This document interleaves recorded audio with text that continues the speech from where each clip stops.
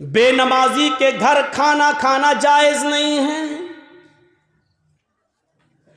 बेनमाजी की शादी में शिरकत करना जायज नहीं है।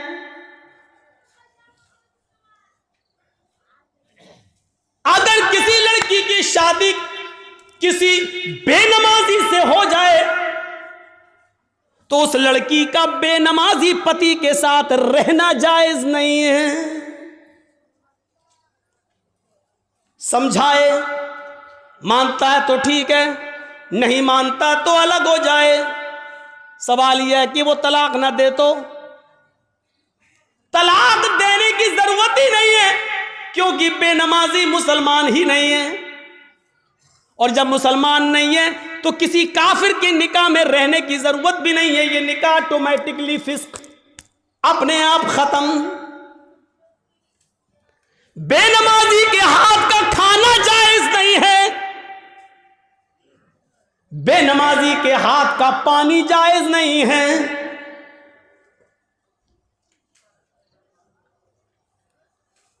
बेनमाजी अगर मर जाए तो उसकी नमाज़े जनाजा पढ़ना जायज नहीं है। बेनमाजी अगर मर जाए तो उसको मुसलमानों के कब्रिस्तान में दफन करना जायज नहीं है। क्या क्या बताऊं।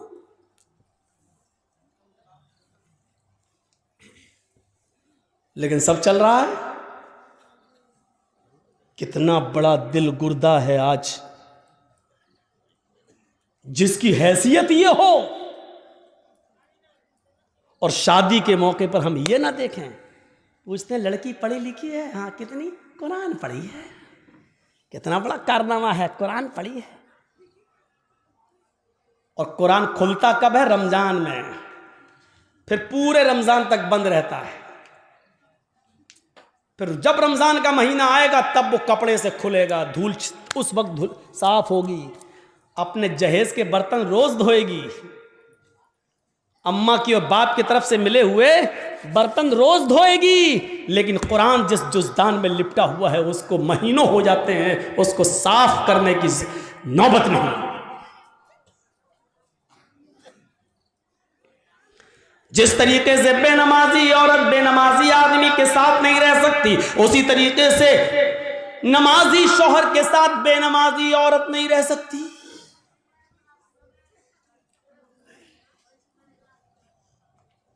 देख रहे हैं आप, इन नबियों पर भी नमाज फर्ज थी।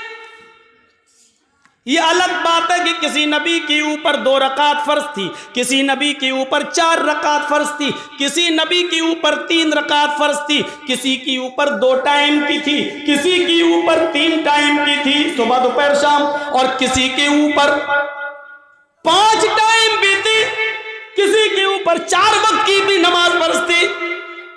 लेकिन अल्लाह के नबी जनाब मोहम्मद रसूलुल्लाह सल्लल्लाहु अलैहि वसल्लम जब नबी बनाकर भेजे गए तो आपने ये नमाज 5 वक्त की फर्ज की, क्योंकि अल्लाह ताला ने 50 से 5 वक्त की कर दी। और जब 5 वक्त की फर्ज कर दी गई तो नमाज का उसूल ये बनाया कि फजर में 2 रकात रख दी, जोहर में 4 रकात रख दी, असर में 4 रकात रख दी, मगरिब में 3 रख दी और इशा में 4 रख दी। क्योंकि किसी नबी के ऊपर 2 थी, किसी के ऊपर 3 थी और किसी के ऊपर 4 थी।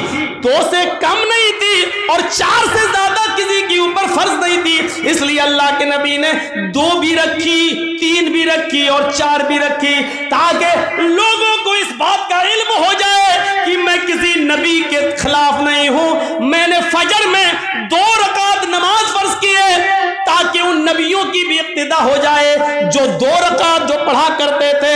3 रकात भी मैंने मगरिब में रख दी है, क्योंकि कुछ नबियों पर 3 वक्त 3 रकात फर्ज थी, तो मैंने उनको की 3 रकात भी रख दी ताकि उस नबी की सुन्नत भी जिंदा हो जाए। और जिन नबियों पर 4 रकात फर्ज थी हमने जोहर, असर और इशा में 4 रकात फर्ज कर दी ताकि उस नबी की सुन्नत पर भी अमल हो जाए।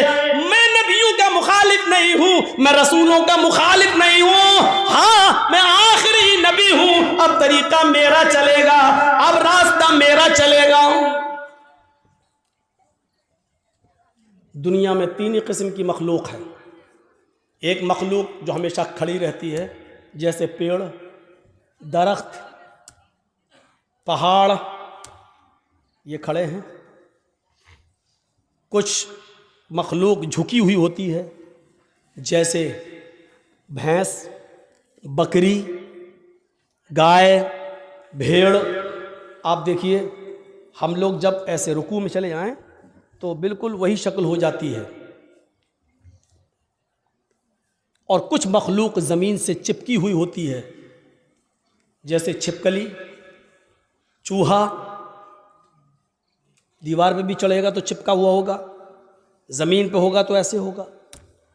ये तीन ही किस्म की मखलूक है, चौथी कोई किस्म नहीं है। और अल्लाह कहता है युसब्बिहु लिल्लाहि मा फिस समावाति व मा फिल अर्द, ज़मीन और आसमान की सारी मखलूक अल्लाह की तस्बीह बयान कर रही है, अल्लाह की हम्द व सना बयान कर रही है। अल्लाह के नबी सल्लल्लाहु अलैहि वसल्लम ने नमाज में ये तीनों कंडीशन लागू कर दी है। अल्लाहु अकबर, अय अल्लाह, ये पहाड़ भी तेरी हम्द व सना बयान करते हैं, ये दरख्तों के पत्ते भी हम्द व सना बयान करते हैं। अगर तुझे खड़े होकर की जाने वाली इबादत ज्यादा पसंद है दरख्तों की, पहाड़ों की, तो देख मैं खड़ा हूं। अल्लाहु अकबर, मेरी इस अदा को कबूल कर ले। अगर तुझे चार पैर वाले जानवरों की इबादत ज्यादा पसंद है तो देख मैं झुक गया हूं। अल्लाहु अकबर, मैंने रुकू कर लिया है, देख मैंने भी उनकी तरह शक्ल बना ली है। अगर तुझे छिपकली, चूहे और जमीन पर रेंगने वाले कीड़े मकोड़े, सांप, बिच्छुओं की इबादत और उनकी तस्बीह पसंद है तो देख मैं सजदा कर रहा हूं। अल्लाहु अकबर, जमीन पर चिपक गए, सजदा कर लिया। अय अल्लाह, अगर तुझे ये हयात पसंद है तो मैं भी इस हयात को कर रहा हूं। तीनों चीजें नमाज के अंदर लागू कर दी हैं। पता नहीं अल्लाह को कौन सी अदा ज्यादा पसंद है। अल्लाह तीनों अदाओं में से जो तुझे पसंद है वो कबूल कर ले। आइए एक और चीज बताता हूं आपको। अल्लाह के नबी सल्लल्लाहु अलैहि वसल्लम के पास चंद सहाबा आते हैं। हाँ सुनिए, जबरदस्त चीज। चंद सहाबा आते हैं और आकर कहते हैं, अय अल्लाह के नबी सल्लल्लाहु अलैहि वसल्लम, मैं जब मस्जिदों में नमाज पढ़ने जाता हूं तो ये काफिर कान लगा लगा कर सुनते हैं, दीवारों पर कान लगाकर सुनते हैं। जब हम जोर से मस्जिदों में नमाज की हालत में कुरान की तिलावत जब मैं जोर से करता हूं तो ये काफिर सुन लेते हैं बाहर से, फिर ये मस्जिदों में घुस जाते हैं और बेतहाशा मारते हैं। इतना मारते हैं कि मारते मारते, पीटते पीटते हमें बदहाल कर देते हैं, लहू लुहान कर देते हैं। अल्लाह के नबी ने पूछा, अच्छा ये बताओ वो किस वक्त कान लगाकर सुनते हैं तुम्हारी दीवारों पर? कहा अल्लाह के नबी, शाम को जब वह काम करके वापस आते हैं, बहुत देर हो गई, तकरीबन 1.5 घंटा 1 घंटा, वहां बड़ा शोर हो रहा है, वो पीछे वो लोग सुन ही नहीं रहे, पता नहीं क्या खुरापाते कर रहे हैं। बच्चे नहीं हैं उसमें, कुछ बड़े भी हैं। उधर देखिए वो पीछे, और अभी तक नहीं सुन रहे। देखो वो फिर छलांग लगा रहा, कूद रहा, उनकी आवाज़ यहाँ तक आ रही है। कोई ऐसा आदमी नहीं है जो उनको भगा दे, उनको कह दे घर जाए।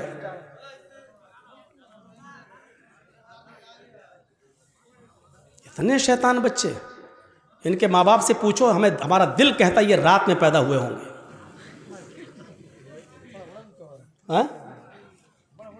हाँ बड़ा बड़ा भी है, हमको यहाँ से दिख रहा है, अभी निगाहें इतनी कमजोर थोड़ी हुई हमारी।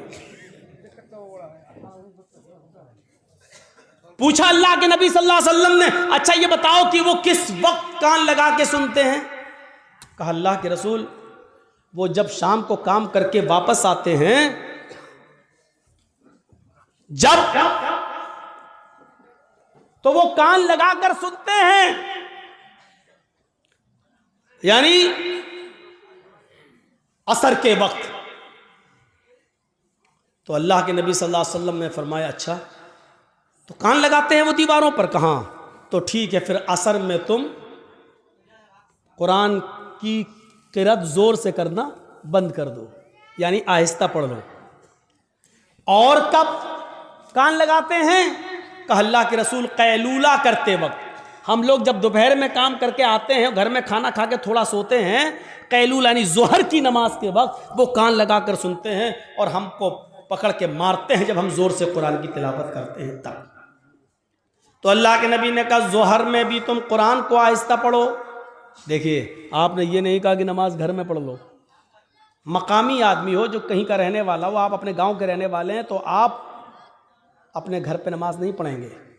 कोई मुसाफिर आदमी है, सफ़र से आया है, तो वो जहाँ ठहरा है, जहाँ रुका है, वो नमाज पढ़ सकता है अपने मकाम पर जहाँ वो ठहरा है, इसलिए कि उसको कसर में करना है, 2 रकात पढ़ना है। और मुसाफिर जोहर और असर एक साथ पढ़ सकता है, मगरिब और इशा एक साथ पढ़ सकता है, वो 2 नमाजें मिला सकता है, उसको गुंजाइश है। लेकिन मकामी आदमी को नहीं। अल्लाह के रसूल ने उनसे क्या कहा? अच्छा, जोहर में मारते हैं और असर में मारते हैं? कहा तो ठीक है, जोहर में आहिस्ता पढ़ लो और असर में आहिस्ता पढ़ लो। अच्छा ये बताओ मगरिब में? का अल्लाह के रसूल वो बहुत देर से आते हैं, तो मगरिब में वो कान लगा के नहीं सुनते हैं। तो आपने फरमाया फिर मगरिब में कुरान की तिलावत जोर से करो। अच्छा इशा में? हाँ, अल्लाह के नबी जब वो घर कारोबार करके खेती बाड़ी करके वापस आते हैं तो इशा में भी कान लगा के सुनते हैं। आपने हाँ, तो वो इशा में भी नहीं सुनते हैं क्योंकि थके हुए होते हैं, खाना खाया और सो गए। मगरिब के बाद आते हैं, सुनते नहीं हैं, इसलिए आपने कहा मगरिब में पढ़ो जोर से।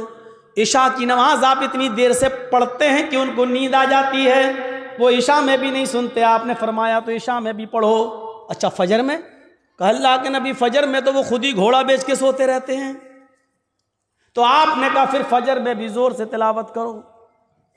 पहले ये 5 वक्त जोर से तिलावत होती थी, 5 नमाजों में जोर से पढ़ा जाता था अल्हम्दुलिल्लाह रब्बिल आलमीन। जब सहाबा ने शिकायत की कि अल्लाह के रसूल ये हमें मारते हैं, कानों में दीवारों पे कान लगाते हैं, सुन लेते पढ़ रहे हैं तो मारते हैं, पीटते हैं, इतना मारते हैं कि लहू लुहान हो जाते हैं। तो आपने कहा कब मारते हैं? कहा जोहर में। आपने कहा जोहर में आहिस्ता पढ़ो। कब मारते हैं? कहा असर में। असर में भी आहिस्ता पढ़ो। मगरिब में? कहा नहीं, जोर से पढ़ो। इशा में सो जाते हैं वो, जोर से पढ़ो। फजर में नहीं उठते हैं वो, जोर से पढ़ो। मेरे भाइयों, ये सिलसिला चलता रहा, बहुत दिनों तक ये सिलसिला चलता रहा, और इतने दिनों तक ये सिलसिला चला कि मक्का फतह हो गया। जब मक्का में कामयाबी मिल गई और नबी की हुकूमत आ गई, तब सहाबाए किराम ने फिर अर्ज किया। अब जो चीज बताना चाहता हूं वो सुनिए। अब सहाबा ने अर्ज किया, आए अल्लाह के नबी, जब हमारे हालात खराब थे, जब ये हमें मारते थे, पीटते थे, जिसकी वजह से आपने आहिस्ता पढ़ने का हुक्म दे दिया था जोहर में और असर में, अब तो ये मारते नहीं हैं, अब तो हुकूमत हमारे हाथ में आ गई, अब तो मक्का और मदीना की बागडोर हमारे हाथ में है, तो आए अल्लाह के नबी हमें पहली वाली इजाजत दे दीजिए, अब हम फिर से 5 वक्त की नमाजों में जोर से तिलावत करें। भाई हालात अब खत्म हो गए, पहले हालात बुरे थे इसलिए आपने आहिस्ता पढ़ने को कह दिया, अब तो हमारे फेवर में है हालात, अब तो हमारे हक में है हालात, तो अब क्यों हम आहिस्ता पढ़ें, अब हम जोर से पढ़ेंगे। आपने कहा नहीं, नहीं, बिल्कुल नहीं। सहाबा ने कहा अल्लाह के रसूल, क्या ये वजह नहीं थी कि ये लोग हमें मारते थे इसलिए आपने आहिस्ता पढ़ने के लिए कह दिया था? आपने कहा वजह यही थी। कहा जब वो रीजन खत्म हो गया, जब वो वजह खत्म हो गई, तो अब जोर से पढ़ने की इजाजत क्यों नहीं दी जा रही है? अल्लाह के नबी ने क्या फरमाया? आपने फरमाया इसलिए कि बाद में आने वाले लोग जब ये सोचेंगे कि जोहर में, असर में आहिस्ता पढ़ने की इजाजत क्यों दी, और मगरिब में, इशा में और फजर में जोर से तिलावत क्यों की जाती है, जब ये बाद में आने वाले लोगों को पता चलेगा, जब वो इसकी हिस्ट्री पढ़ेंगे, जब वो हदीसें पढ़ेंगे, जब उनको मालूम होगा कि सहाबाए किराम मार खाते थे, इतना पीटे जाते थे कि उनकी चमड़ी उधड़ जाती थी, लहूलुहान हो जाते थे, इसके बावजूद उन्होंने नमाज नहीं छोड़ी, मारे खाई लेकिन नमाज पढ़ी, आहिस्ता पढ़ी लेकिन पढ़ी, नमाज छोड़ी नहीं है। जब उनको इस बात का इल्म होगा तब उनको पता चलेगा कि सहाबाए किराम ने बड़ी से बड़ी मुसीबतें झेली हैं लेकिन नमाज नहीं छोड़ी है, नमाज तर्क नहीं की है, तो फिर वो भी नमाजी बन जाएंगे, वो भी नमाज के पाबंद हो जाएंगे। अब आपको अंदाजा है मेरे भाइयों, सहाबाए किराम मारे खाते थे, इतना पीटते थे कि उनकी चमड़ी उधर जाती थी, जिस्म से खून बहता था, लेकिन इसके बावजूद नमाज पढ़ रहे हैं। अल्लाह के रसूल ने कहा जोर से मत पढ़ो, आहिस्ता पढ़ो, लेकिन पढ़ो। नमाज ऐसी कंडीशन में भी माफ नहीं। हट्टे खट्टे तंदुरुस्त हैं और नमाज नहीं पढ़ते। और जुर्रत देखो, बहादुरी, हिम्मत तो देखो। अजान की आवाज आ रही है, कुछ लोग मस्जिद में नमाज के लिए जा भी रहे हैं, लेकिन कलेजा इतना बड़ा कि उन नमाजियों के सामने होटलों पे बैठ के चाय हम पी रहे हैं। हमारा दिल और हमारा कलेजा कितना मजबूत है। या अल्लाह, तेरा अजाब कैसे रुका हुआ है। इतनी बड़ी गलती अगर पुरानी पिछले ज़माने की उम्मतों ने की होती तो अभी तक आग और पत्थर के अजाब से वो हलाक हो गए होते। अल्लाह रब्बुल आलमीन का अजाब हम पर आ क्यों नहीं रहा है? इसकी वजह क्या है? इतना बड़ा कलेजा। मस्जिद के सामने होटल के बाहर, मस्जिद के बाहर होटल पे बैठ जाए हम, और नमाज मस्जिद के अंदर हो रही हो, और हम मस्जिद के सामने से गुजर जाएं साइकिल लेकर और बाइक लेकर।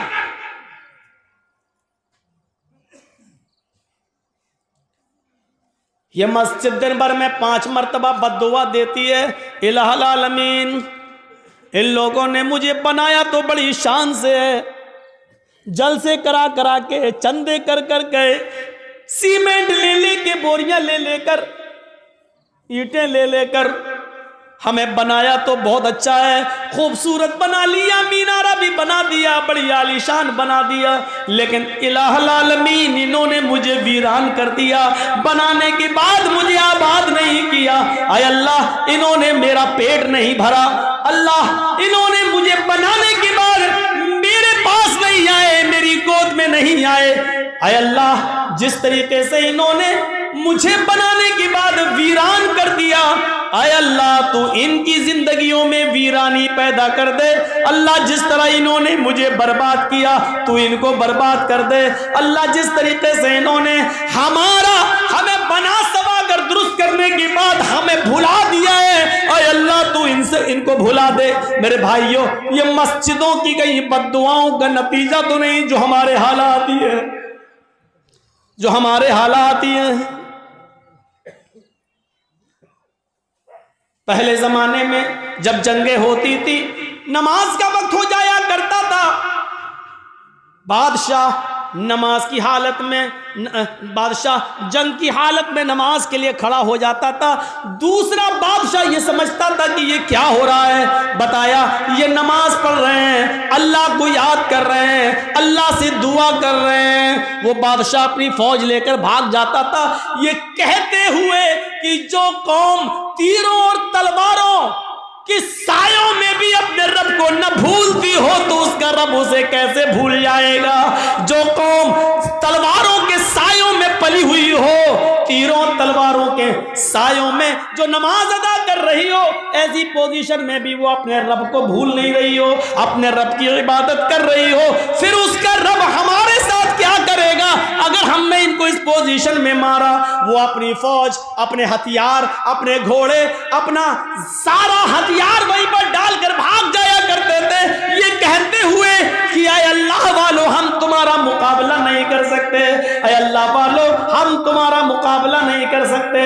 मेरे भाइयों, कल तक हमारे ये हालात थे, आज हमारे हालात ये, हमारी मस्जिदों में नमाज हो रही है, लेकिन काफिरों की बारात बजती हुई जाती है, उनके बैंड बजते हुए जाते हैं, उनके गाने बजते हुए जाते हैं, लेकिन हमारी अजान की आवाज या नमाज की किरत भी हो रही हो तो उनको कोई फर्क नहीं पड़ता। क्योंकि जब अजान और नमाज के वक्त हमने अपनी टीवियों को बंद नहीं किया है, जब हमने अपने घरों में टीवियां चलाना शुरू कर दी, तो फिर काफिरों के दिलों से भी हमारा रोबो दबदबा निकल गया, काफिरों के दिलों से भी हमारा रोबो दबदबा खत्म हो गया। क्यों होगा? हमने काफिरों के दिलों में अपनी इज्जत बनाई कहां है? कहां बनाई है हमने अपनी इज्जत? ग़ज़वा अहज़ाब का वो मौका याद करो। सुनो, सिर्फ एक नमाज थी, बस एक, वो भी अल्लाह के रसूल सल्लल्लाहु अलैहि वसल्लम नबी की एक नमाज, और वो भी छूटी नहीं थी, बस सिर्फ उसका असल वक्त निकल गया था।